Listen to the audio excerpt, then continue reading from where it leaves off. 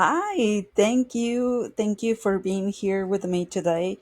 I am Vivi. Thank you and welcome to my channel. Welcome to my podcast, Cafecito with Vivi. I am your host, Vivi. So, today's topic, I'm going to continue with this series of money mindset. And today's topic is in my first episode, I remember that I said something about the words that you speak. They don't just describe your reality; it also determines your reality. So I'm gonna invite you to start having new mindset or new perspective on how you see your personal finances and do some exercises when next time you start doing your budget. Just do these exercises, and they just habits, new habits for you to adapt into your budget. So in my budget I actually put I have a line that says savings, and just I just realized that savings. However, when I separate the money, that's when I kind of like put in the different type of savings that I have. So this is the ones that I'm gonna invite you, because it's three type of savings that are gonna change your mindset around money. So I'm gonna start with the abundance fund. And the abundance fund is what is called the emergency fund. And I'm gonna tell you why not to call it emergency fund. Normally, when the expert finance, the other finance gurus, experts out there that say you must have an emergency fund, you must have it because something goes wrong, is just gonna go wrong. So remember that I said that I'm a financial coach, but I have a holistic approach. So this is where my approach comes from in this perspective. I am more follower. I do follow more the manifestation process into this, because I felt that having the emergency fund per se, it came from a lack of faith. So really, if you're gonna expect that things are bad are gonna happen, guess what? Bad things are gonna happen. So instead of using Murphy's law, that everything that can go wrong is just gonna go wrong. Now, however, let me tell you that Captain Murphy didn't actually use this phrase as in that perspective that is being used nowadays, or that however the media tangle it back then in the interview. But if you read my blog, it's in there that that explanation on Murphy laws. I guess I can bring it later in the channel, but I bring a little bit of experience. So I invite you to use instead the law of assumption. So the law of assumption actually talks about that you're gonna just assume that things are gonna go well. Now, you're going to use it as abundance fund because your vision and your mindset is going to be towards abundance. So you're going to have a mindset of abundance instead of a scarcity. This is a pivot point that is going to help you having a better relationship with your money. So everything starts in the mindset, and this is one of the steps. Now, the other one, I call it my dream fund or my freedom hub fund. I have two of them. The dream fund is I want to go on vacation to somewhere. I take a lot of staycations. My kids don't like to travel, and I feel kind of weird going some place without them. It's just I feel that if I go, I know that's something that I'm gonna have to work on myself on this, but I feel that if I go somewhere and I don't have them, like something is missing in me, or like I'm taking an opportunity away from them. And of course, my oldest probably doesn't affect me as much because he's an adult and that is his decision. That's fine. But the other two, and they don't like to travel as much. But anyways, and so, but I still have my dream fund for vacation. Like I do separate my dream fund for vacation. So, or actually, another thing, right now I'm dreaming about a new car, a different car that what I'm driving right now. So my dream car. See, maybe you have a dream to purchase designer purse. Put it in there. That is your dream fund for that purse. And it doesn't have to be a lot. You can, if you know, if your means, we're gonna talk about the percentage later on on the channel on how to divide your budget, but depends on the percentage and your income. As much as you can do, you can put it in that. Now the other one is the freedom fund. The freedom fund and the dream fund comes from the well called from other finance gurus out there, the sinking funds. And I'm gonna tell you right now to avoid that word sinking, because number one, your life is not like the Titanic. It's not sinking. It's not going nowhere. You are protected. I always say like that. You are protected. I Because every time I hear someone saying about the economy, about government of how life it is, and things are going bad, and blah blah blah blah, I just start. I am protected in the name of Jesus Christ. I am protected. I'm not here to tell you what you should believe on, but if you believe in the universe, I am protected by the universe. If you, whatever rows your boat. But for me, it's Jesus. So I am protected in the name of Jesus Christ. And voila, I just I just leave it like that, and it has worked. 'Cause, it comes from faith. Once again, if you're familiar with the manifestation process, everything lays on faith, blind faith. So, yeah, your relationship with money also comes in faith.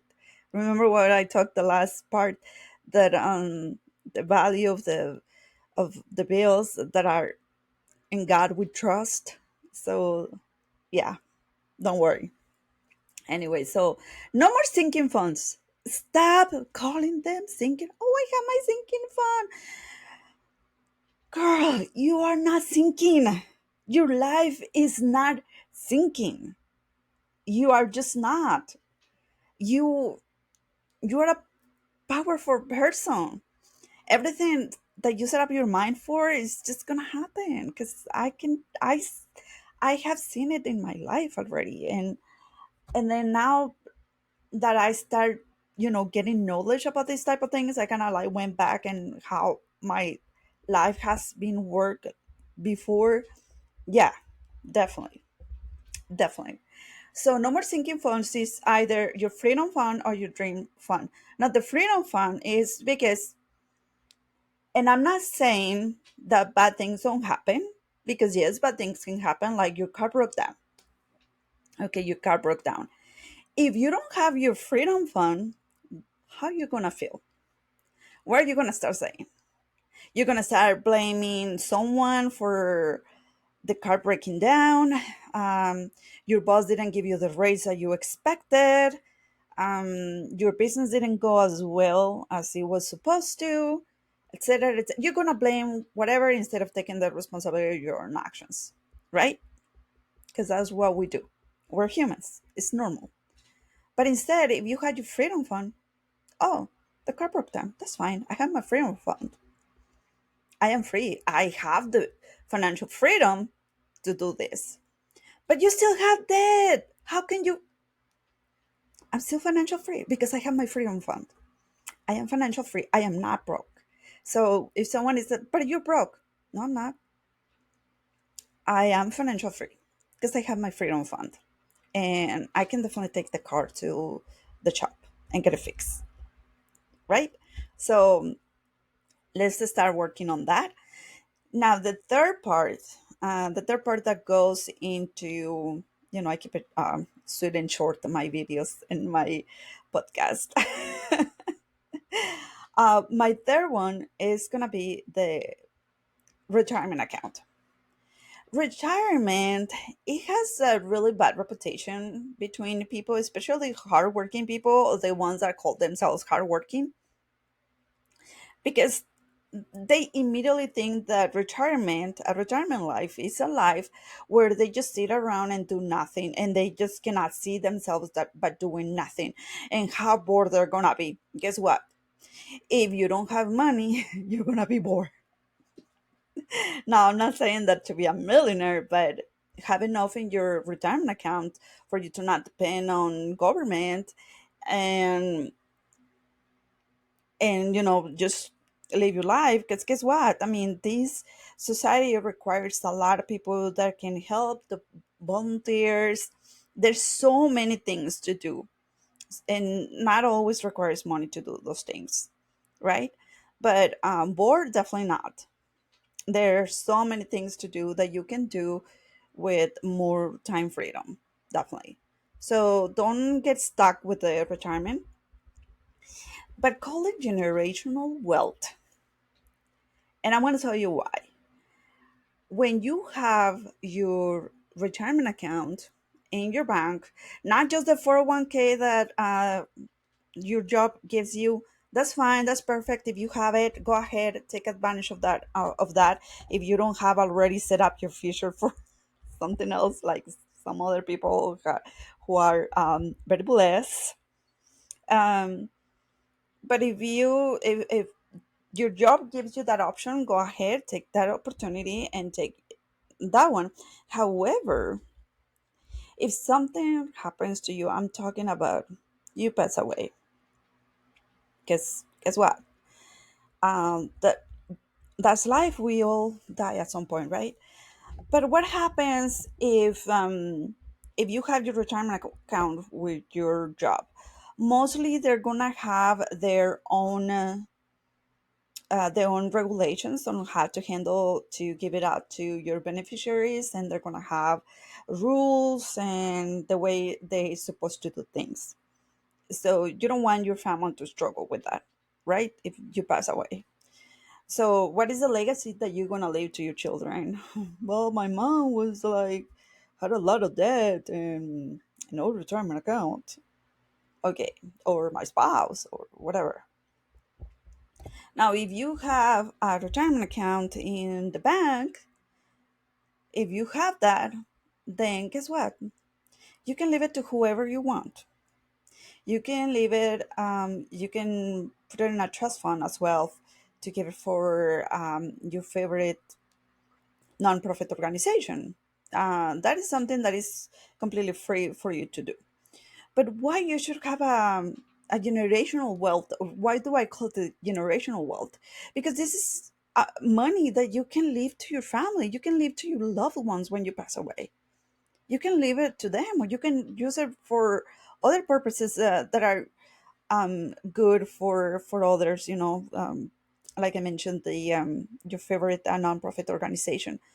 But if you don't have this, and a lot of people are like, well, I have my social security. Social security is a scam. It is really a scam. I'll talk about it later. But the thing is that if you pass away, social security doesn't give the money to your family.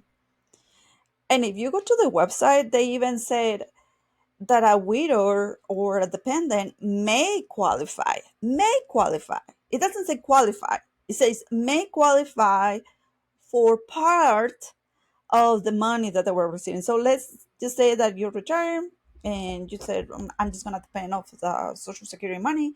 So right now, Social Security is giving like 1,600 a month. So let's just for the sake, we're gonna use $1,200 dollars a month. Really, do you really think you're gonna live with that money a month? Do you how things are now are expensive now? I'm not saying not to use that money, of course. A blessing is a blessing. Don't leave money on the table. Another topic that someone told me that I should not say that. Well, that's not appropriate for business, but it's completely appropriate for a finance perspective. Don't leave money on the table. Anyways, another topic for another day.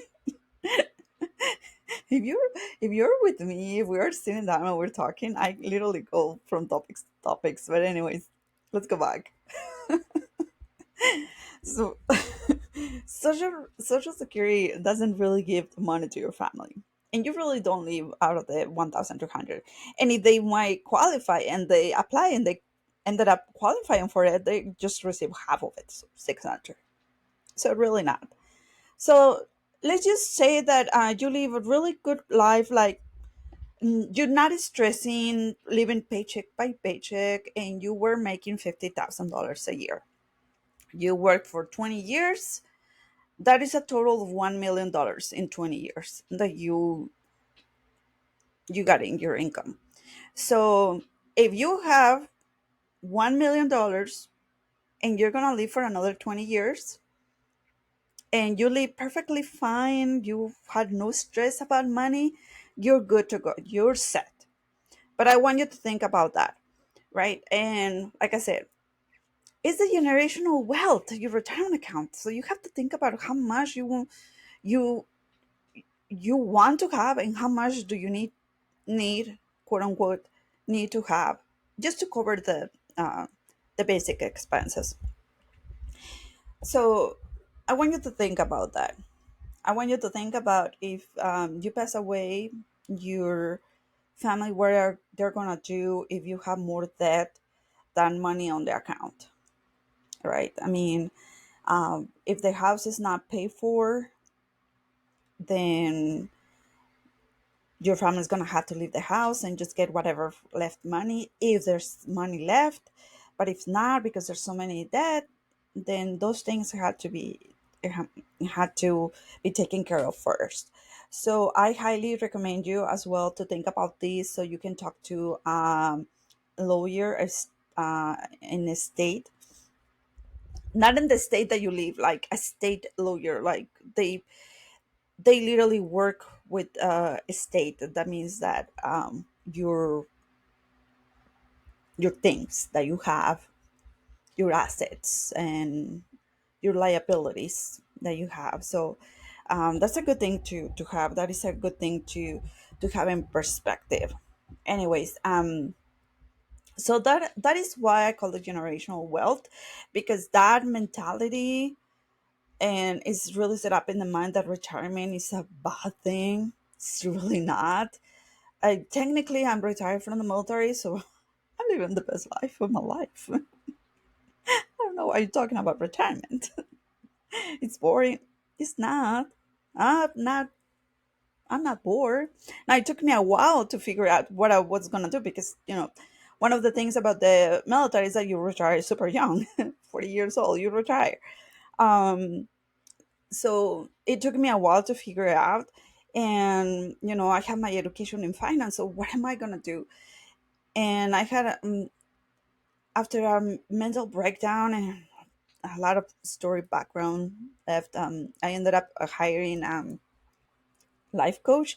And the question was like, if you would be doing something that you really like, that you really love, and you don't have to worry about money, like you don't get paid for it, what would you do? This right here, like informing people, educating people about money and how money works, because I learned all this in school, not just from school, but also because I'm very blessed. I didn't came from a family with like poor family. When I was a kid, my dad was making really good money, so we had access to country club. We had access to a good life. I didn't notice. I didn't know. I was too little to understand.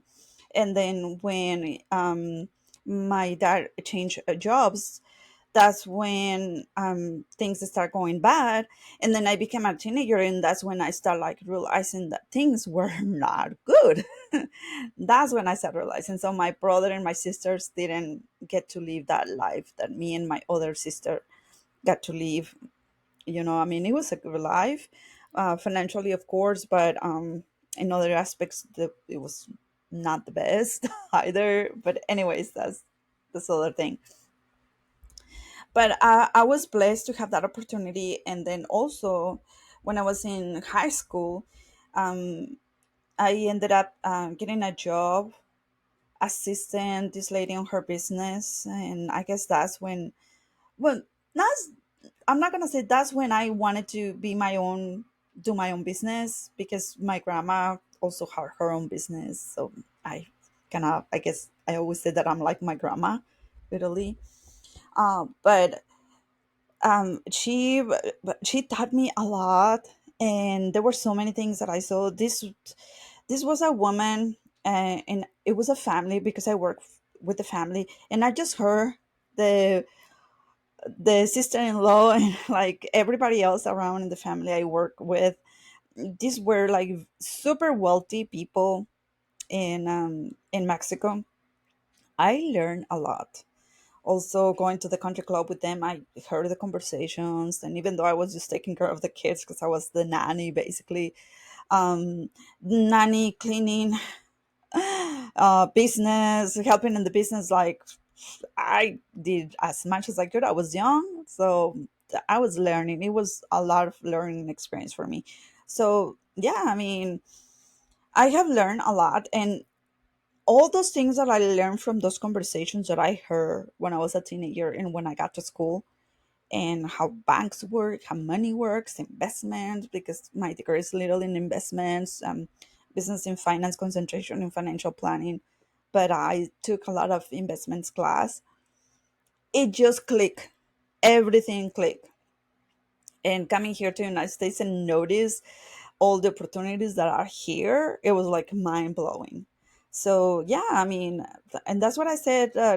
My now business and my academy, Mindful Tasks Academy, I literally my mission and my vision is that to empower people to, that is my intention, to empower people through education in finance and how money works and all this stuff. So everything that I learned, just pass it around. Of course, I have learned new stuff about this law of attraction, law of assumption, and a lot of laws of the universe. I'm like, oh, that's how it works.